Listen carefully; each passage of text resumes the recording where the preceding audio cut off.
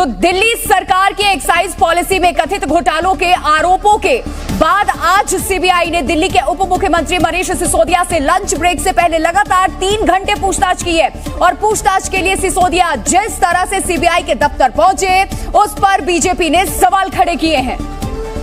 और सिसोदिया से जुड़ी तस्वीरों को आम आदमी पार्टी का ड्रामा करार दिया। पूछताछ से पहले सिसोदिया आम आदमी पार्टी के दफ्तर से रोड शो के जरिए राजघाट के लिए निकले। खुली गाड़ी में सिसोदिया हाथ लहराते हुए लोगों का अभिवादन करते नजर आए। इस दौरान सिसोदिया कई बार तिरंगा लहराते दिखे और पूरी यात्रा के दौरान रंग दे बसंती गाना बजता रहा।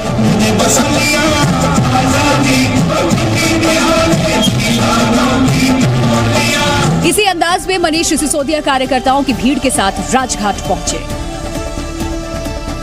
मनीष सिसोदिया के राजघाट पहुंचते ही वहां मौजूद आम आदमी पार्टी के कार्यकर्ताओं ने उन्हें घेर लिया। हर कोई अपने नेता के साथ राजघाट जाने के लिए उतावला दिखा। लेकिन पार्टी ने तय किया था कि शराब घोटाले में आरोपी बनाए गए दिल्ली के उप मुख्यमंत्री जब बापू की समाधि पर उन्हें नमन करने पहुंचेंगे तो उनके साथ कोई और नहीं होगा। इसीलिए कार्यकर्ताओं को रोकने के लिए लगातार माइक से घोषणा की जाती रही। जो संगठन के साथियों से अनुरोध है कि वो एक बार गेट पर जाकर खड़े हो जाए। इसके बाद सिसोदिया अकेले ही बापू की समाधि पर उन्हें नमन करने पहुंचे। इस दौरान सिसोदिया ने कथित शराब घोटाले में होने वाली जांच और पूछताछ को गुजरात चुनाव से जोड़ दिया। ये लोग मुझे जेल में डालने की तैयारी इसीलिए कर रहे हैं क्योंकि इनको लगता है कि मैं गुजरात जाऊंगा तो लोगों के स्कूल बनने की उम्मीद और मजबूत होगी। राजघाट से सिसोदिया पूछताछ में शामिल होने के लिए सीधे सीबीआई के दफ्तर की तरफ बढ़े।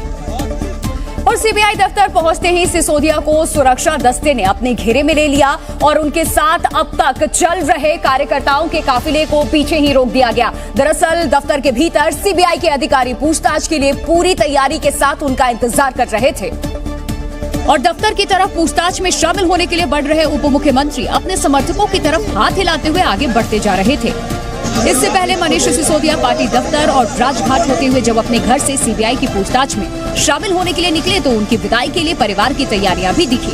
पत्नी ने तिलक लगाकर उनका मुंह मीठा किया। इसके बाद सिसोदिया ने पास में खड़ी मां के पांव छुए और मां ने पीले रंग का पटका पहनाकर उन्हें विदा किया।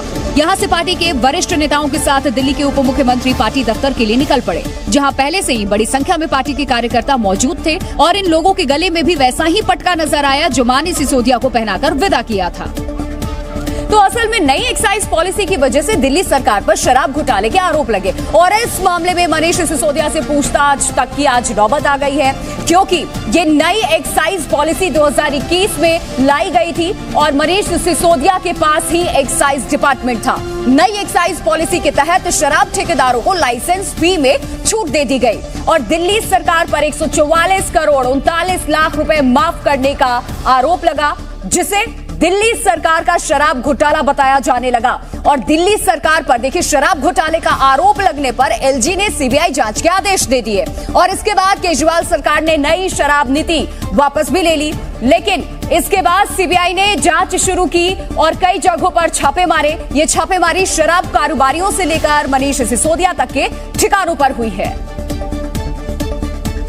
और इसके अलावा भी देखिए लगातार जो बड़ी खबरें हैं वो आप तक हम पहुंचा रहे हैं, चूंकि ये पूरा मामला कथित शराब घोटाले का था और सीबीआई की पूछताछ से जुड़ा हुआ, इसीलिए पूछताछ में शामिल होने से पहले सिसोदिया ने जो कुछ किया है उस पर सियासी बयानबाजी भी अब तेज हो गई है। एक तरफ सीबीआई दफ्तर के अंदर मनीष सिसोदिया से पूछताछ शुरू हो गई, जबकि दूसरी तरफ सीबीआई दफ्तर से थोड़ी ही दूरी पर आम आदमी पार्टी के कार्यकर्ताओं ने विरोध प्रदर्शन तेज कर दिया।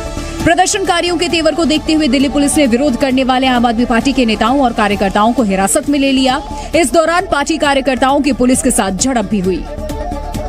सिसोदिया को पीले पटके में पूछताछ के लिए जाने की तुलना पार्टी ने सुबह से ही भगत सिंह से शुरू कर दी थी और ऐसा करने में खुद मुख्यमंत्री अरविंद केजरीवाल और मनीष सिसोदिया भी पीछे नहीं रहे। मैं ईमानदारी से काम करता हूँ, कट्टर ईमानदारी, कट्टर देशभक्ति से काम करता हूँ और भगत सिंह जी के रास्ते पे चलते हुए हमने स्कूल बनाए, अस्पताल बनाए हैं, ईमानदारी से काम किया है। हालांकि बीजेपी ने इस तुलना की निंदा करने में देरी नहीं की। इससे ज्यादा शर्मनाक चीज क्या हो सकती है? जो लोग स्कैम में इन्वॉल्व हो उनको शहीद आजम भगत सिंह से कंपेयर करना। लेकिन ये तो सियासी घमासान की शुरुआत ही साबित हुई। और इसके बाद दिल्ली की राजनीति में छिड़े इस घमासान में बीजेपी पूरी दमखम से उतर गई है और इस बार मोर्चा संभाला बीजेपी के प्रवक्ता संबित पात्रा ने। दरअसल संबित पात्रा ने सीबीआई की पूछताछ में शामिल हुए मनीष सिसोदिया और दिल्ली सरकार पर ताबड़तोड़ हमले भी शुरू कर दिए और पूछताछ के लिए सिसोदिया के घर से निकलने से पहले मां से आशीर्वाद लेकर राजघाट तक तिरंगे के साथ निकाली गई यात्रा को आम आदमी पार्टी का ड्रामा करार दिया। सुबह से हमने देखा कि पहले माताजी ने टीका लगाया और उसके बाद ये सारा का सारा ड्रामा चल रहा है। हालांकि केजरीवाल और उनकी पूरी पार्टी इसे आजादी के लिए बापू और भगत सिंह की लड़ाई जैसी बताकर इसे दूसरा स्वतंत्रता संग्राम साबित करने की कोशिश में एकजुट नजर आई। केजरीवाल ने ट्वीट पर एक तस्वीर पोस्ट कर इसे शिक्षा क्रांति को रोकने की साजिश भी बताया। ये आजादी की दूसरी लड़ाई है। आम आदमी पार्टी के लिए, हर कार्यकर्ता के लिए जश्न का मौका है। कथित शराब घोटाले के इस मामले में जब तक जांच पूरी नहीं हो जाती, आरोप प्रत्यारोप का ये दौर जारी रहेगा, ये तय है।